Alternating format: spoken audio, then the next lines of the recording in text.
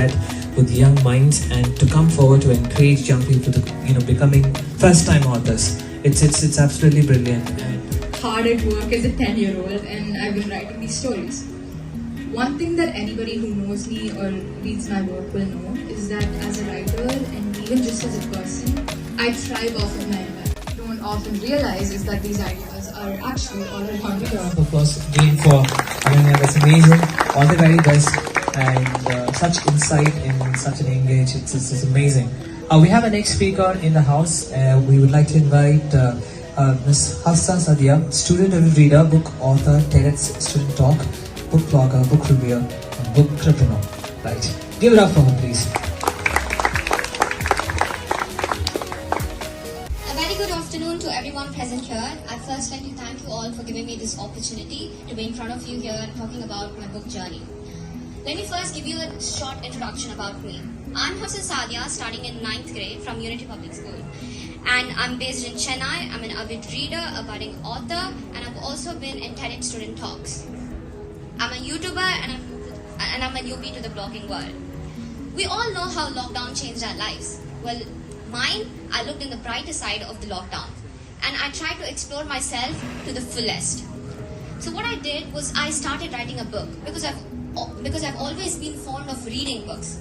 You see, my journey with books began when I was 8. I started with reading comics, and then slowly I gradually started getting interested in novels. And then my first novel was Goosebumps, and currently I've read like 100 plus books, and I'm proud of that. So I decided to give life to my thought. I'd like to thank my mom and dad for being the wings to my life, and for always encouraging me to do more things. And another reason why I started writing book was because my parents wanted me to be productive in lockdown.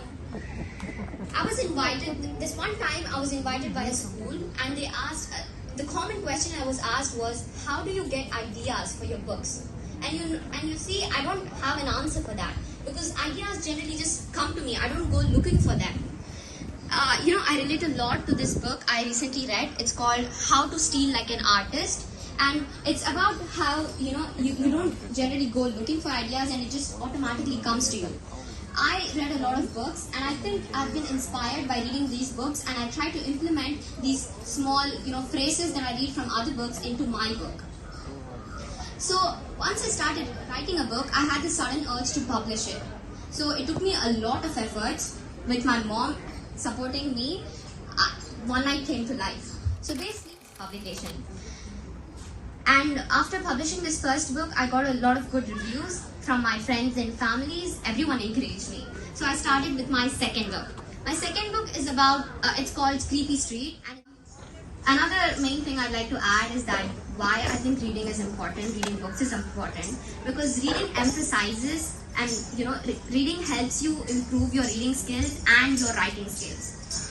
And another main thing is that I personally read books because I'm an only child and I get bored at home, and I use books to escape reality. It's because you can create this small imaginary world with you and your characters, and trust me, it's really fun to do that. And I've also recently started my third book. It's still on process, but half of the time I've been studying because I'm in 9th grade and it's really hard to cope up with both. And I'm trying to go on my own pace and do it and publish it when I can, because I'm writing books not because I want, not because I have to, but because I want to. I'm writing it for a passion. And I'd like to thank you all for hearing me out, and once again, thanks for having me here.